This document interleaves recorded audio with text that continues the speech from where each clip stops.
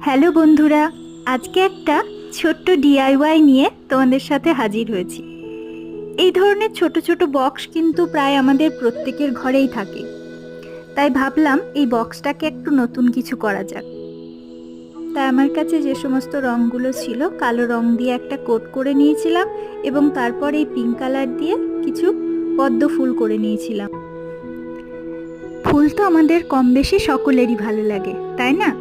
তাই আমি এই ফুলগুলো দিয়েই এই পেজটা ডিজাইন করলাম এবং সব শেষ করার পর দেখলাম না, দেখতে বেশ ভালোই লাগছে। তো তোমাদের কেমন লাগলো অবশ্যই জানাতে ভুলো না। যদি ভিডিওটি একটুও ভালো লেগে থাকে প্লিজ একটা লাইক, শেয়ার, সাবস্ক্রাইব করে দিও। Thank you.